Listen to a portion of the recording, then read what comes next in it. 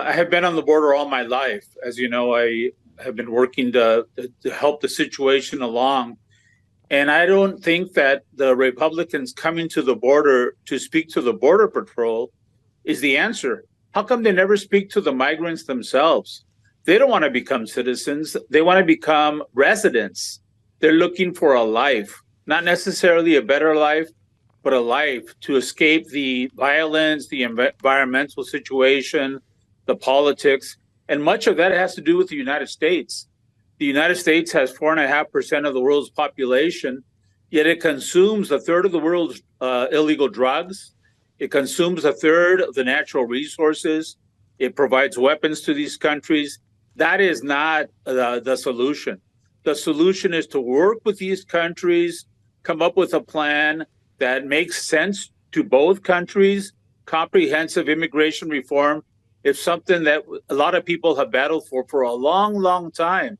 And we're not any closer today. I think both the Republicans and the Democrats have done a bad job.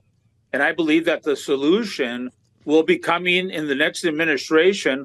Hopefully it will be Biden, but I don't think Biden or Trump will be the candidates. I think they're both not going to be there for 2024. Trump because of his legal problems and Biden because of his health. So I hope that we really do have humane immigration reform.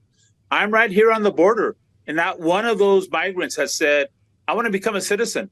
They just want to get their papers so they could come here and be saved. It's a worldwide situation.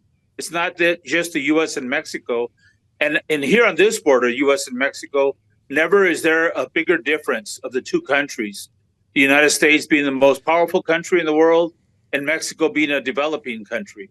Neither country is bad, but let's have humane immigration reform, more asylum judges, more immigration attorneys.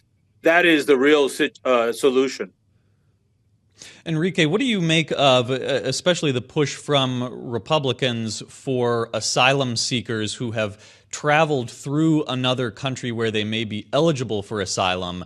They want to stop people from coming to the U.S. if they have traveled through another country where they could have sought asylum. This is, I think, maybe sort of tangential to the quote-unquote remain in Mexico policy.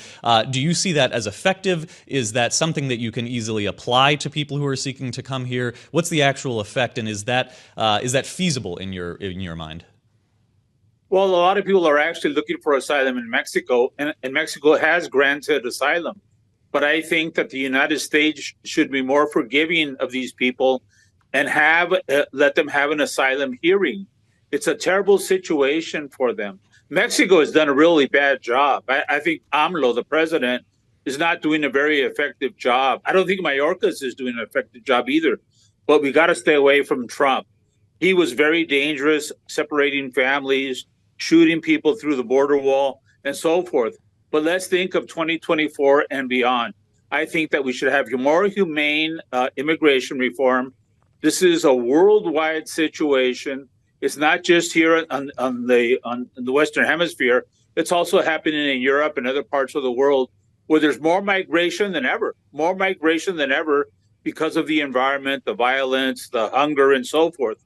Let's provide humane immigration for these people. We have plenty of space.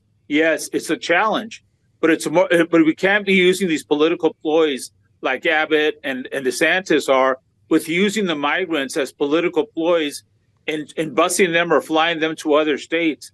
That is not the way to do it. We should have a solution. We have had many attempts at this for many decades, and I know that we can do it. It's good. It's going to be a binational situation that we have to work on.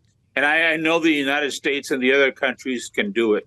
Sí se puede. Enrique, could you tell us a little more about especially what has happened in the past few years? What are the underlying causes in South and Central America driving the recent border surge? What are those root causes?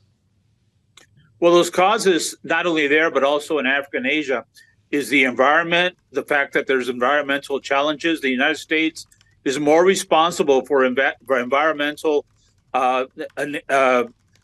damage than any other country in the world. When you talk about it per capita, it's also the situation with lack of resources, lack of resources to provide jobs for them.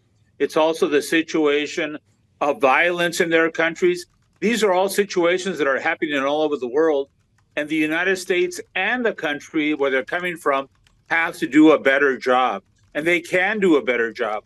Remember, years ago, we had this issue with Colombia, and Colombia was able to straighten it out. We also had the situation in other countries, and we were able to straighten it out. We should not be pitting this with giving aid to Ukraine or the Middle East. They should be separate issues. This should be separate issues. The United States is a much greater country than that. Most of the people in this country were once immigrants. Before we were us, we were them.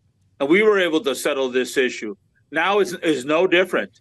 It is a situation in which the whole world seems to be closing in on them, and nobody wants to help them.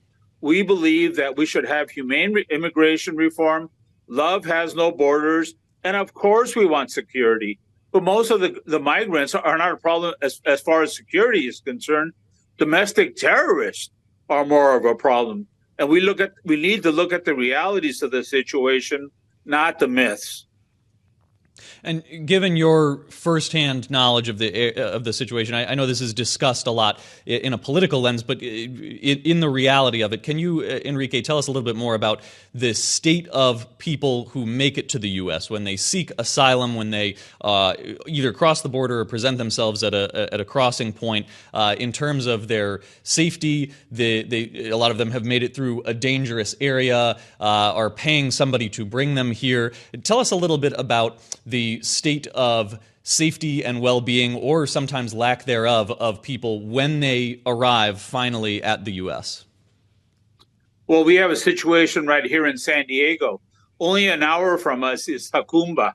And Jacumba is where a lot of the migrants have crossed. That's in the U.S.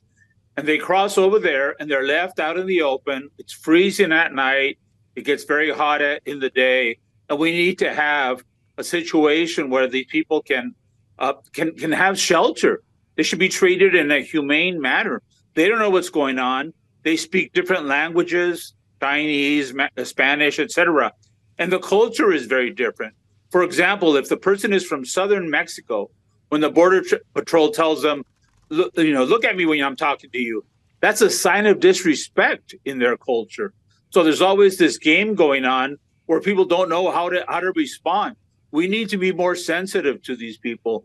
The overwhelming majority of them are just looking for a life. I was at a synagogue recently, and somebody said, I saw you on TV the other day. I don't know why these children are coming unaccompanied. And I said, you know the story of Moses better than I do. And when Moses' mom put him in the river to go to cross the river, she didn't know if he was going to live or die. But she knew that if her baby stayed in Egypt, he was going to die. It's the same situation. It's an act of love. So we should be responding in the same manner. We are a country that has had the history of welcoming migrants. Sometimes we haven't always welcomed them. Look at the Canadian border. There's no wall with Canada. It's twice as big as the length of the Mexican border. And we know a lot of people have been going through there. This is really race-based. It's unfair. And we all need to do a better job.